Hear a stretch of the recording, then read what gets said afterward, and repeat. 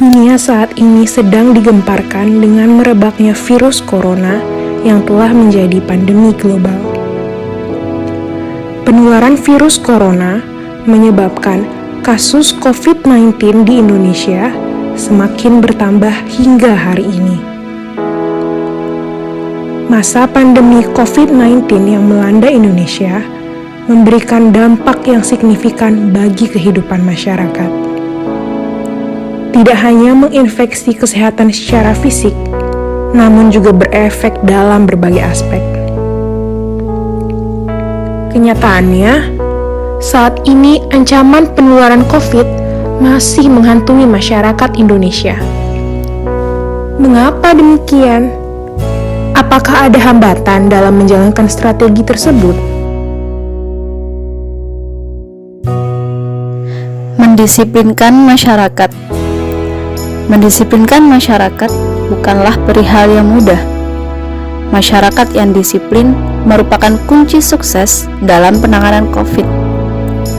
Kebijakan pemerintah juga tidak boleh mengendur agar rencana untuk berangsur-angsur beralih ke kondisi normal baru atau new normal dalam menghadapi pandemi COVID-19 lebih siap.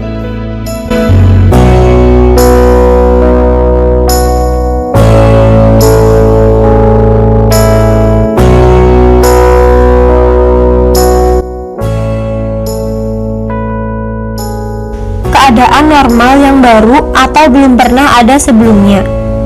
New normal dilakukan sebagai upaya kesiapan untuk beraktivitas di luar rumah seoptimal mungkin, sehingga dapat beradaptasi dalam menjalani perubahan perilaku yang baru. Perubahan pola hidup ini harus dibarengi dengan menjalani protokol kesehatan sebagai pencegahan penyebaran dan penularan COVID-19. Alasannya adalah agar roda perekonomian Indonesia dapat berjalan. Sekretaris Kementerian Koordinator Perekonomian, Susi Wijono Mugiarso, mengungkapkan alasan Indonesia harus segera melaksanakan new normal adalah karena perekonomian Indonesia sudah mencapai ambang batasnya. Selain itu, dengan meningkatnya jumlah pekerja yang dirumahkan akan menurunkan daya beli di kalangan masyarakat yang ditakutkan hal ini akan menimbulkan permasalahan sosial, pergeseran masyarakat kelas menengah menjadi kelas bawah, dan meningkatkan angka kemiskinan di Indonesia.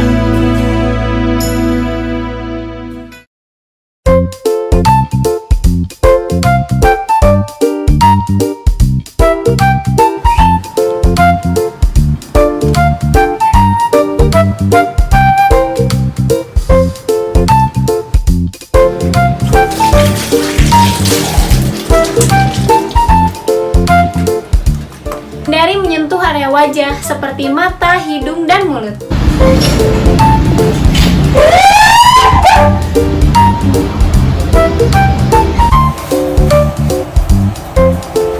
Jangan lupa jaga jarak dengan orang lain 1 meter dan pastikan untuk tubuh tetap sehat.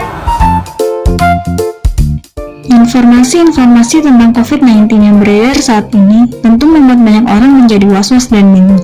Nah, sebagai masyarakat yang baik, kita perlu tahu informasi yang valid agar tetap up to date. Lalu, bagaimana caranya untuk mendapatkan informasi yang baik dan benar? Yang pertama, cari informasi dari sumber yang akurat. Dari website, bisa cek di kemenkes.go.id dan covid19.go.id. Bisa juga cek akun Twitter @kawalcovid19 dan @nicemedia. Yang kedua, baca sumber secara menyeluruh, jangan dari judulnya saja. Kemudian yang ketiga, jangan lupa cross-check dengan sumber-sumber terpercaya lainnya. Hidup bersih, Jaga kesehatan, jaga jarak fisik, dan sering cuci tangan. Tetap di rumah aja.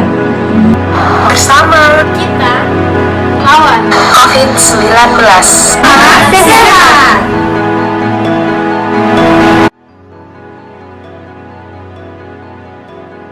Berakhir mungkin masih jauh dari kata berakhir, tapi untuk mulai membaik ya bisa jadi untuk beberapa bulan kemudian. Tapi kalau untuk berakhir, sepertinya Indonesia jauh akan hal berakhir.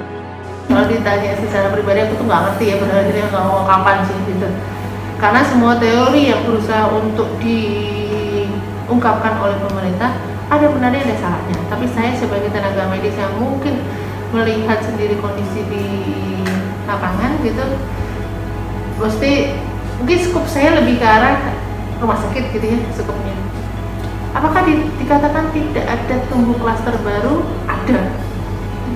Kita tadi tidak zona merah loh deh, karena kita dapat dari yang lain, dari klaster-klaster yang lain. Sekarang kita zona merah. Terus kalau dilihat dari data statistik penambahan, kayak kemarin kan cukup signifikan tuh 900 gitu. Nah, iya sih ada yang bilang iya karena kan tempat rujukannya banyak yang sudah bisa periksa. Iya betul. Tapi jangan lupa berarti yang saat ini pada masa infected berarti kan nambah juga ketahuannya. Gitu yang jadi di bawah itu yang tadinya tidak kelihatan menjadi kelihatan. Kan berarti posisinya kalau yang lampau dia pasti sudah sembuh dong. Nah ini ada kok, berarti kan ada yang mulai sakit sekarang. Terus dikatakan apakah masih ada yang meninggal? Masih, ya kan? Walaupun mungkin jumlahnya tidak sebanyak pada saat awal-awal, tetapi kan masih. Berarti apa? Kalau yang ada yang masih meninggal, pernah terasakannya kan belum pas. Iya nggak sih, kalau jadi seorang dokter kan benar-benar bukan berarti tidak berusaha maksimal, protokolnya maksimal, tapi belum pas berarti karena yang meninggal. Baik dengan komorbid maupun tanpa komorbid ini bukan menakut-nakuti, real aja. Dan yang ditakuti sekali yang nggak perlu, tapi dikatakan kita mencoba berdamai dengan protokol, bukan berdamai terus ngemprak gitu. Karena kalau saya 1-2 tahun ke depan masih posisinya akan baru reliving dengan segala aspek ya.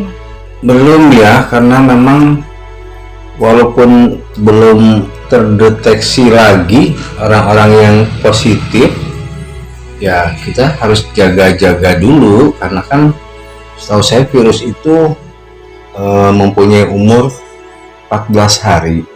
Ya mungkin setelah 14 hari ke depan kalau tidak ada lagi yang terjangkit, ya artinya memang sudah aman lah, tapi tetap kita harus masih berjaga-jaga lah. Kalau saya tidak tahu kapan berakhir, tapi kalau masyarakat itu patuh dengan aturan dari pemerintah, misalkan untuk menggunakan masker dan sering mencuci tangan, kalau keluar rumah itu cuman karena hal-hal penting dan banyak lagi, mungkin COVID ini akan semakin berkurang dan insya Allah mungkin akan berakhir dengan cepat. Susah kalau bilang prediksi, susah karena semua kan terkait dengan yang Maha Pencipta toh. Cuma kita bisanya hanya berharap secepatnya itu segera pulih. Kalau seandainya social distancing tetap dilakukan, kalau kita tetap di rumah, aturan normal itu belum buru-buru diterapkan, pasti pandemi akan cepat hilang. Ya mungkin akan segera berakhir dan juga kita juga akan segera beradaptasi dengan si virus corona ini. Jadi kalau dibayangkan mungkin virus ini tidak akan hilang, tapi kita yang akan menyesuaikan atau akan bersahabat dengan virus ini. Karena kan belum diketemukan juga vaksinnya.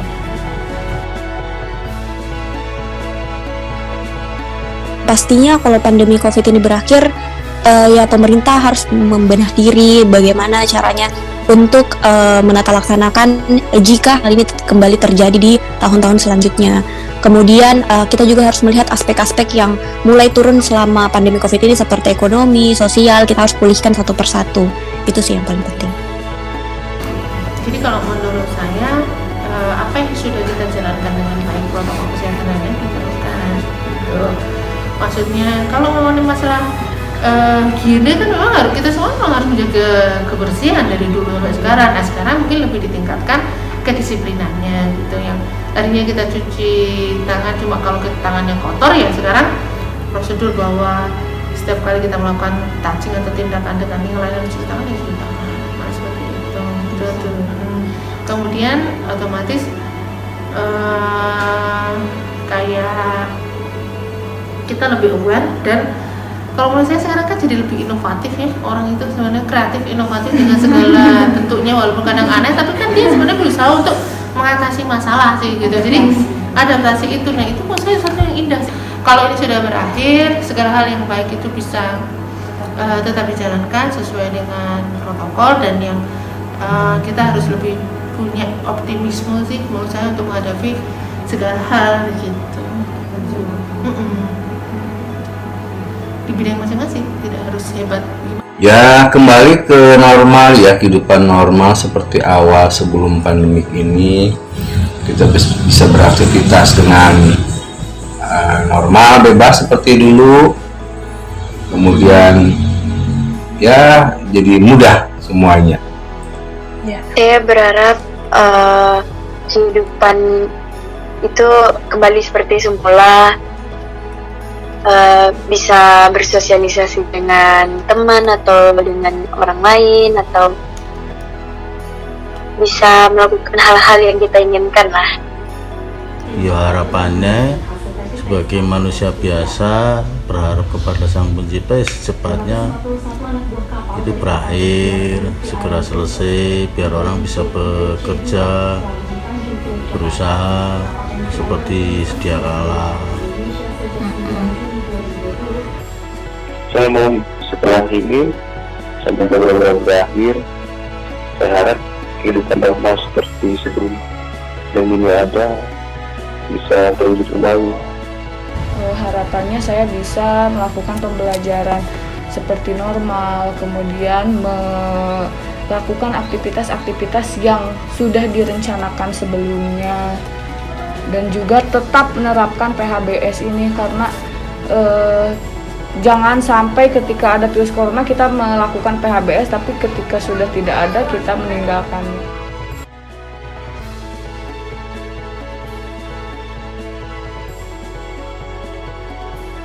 Kebiasaan baru mengharuskan kita untuk tetap pada protokol pencegahan. Berakhirnya masa ini adalah mimpi baru kita. Lawan bersama tanpa perlu berdekatan. Jarak yang menguatkan kita.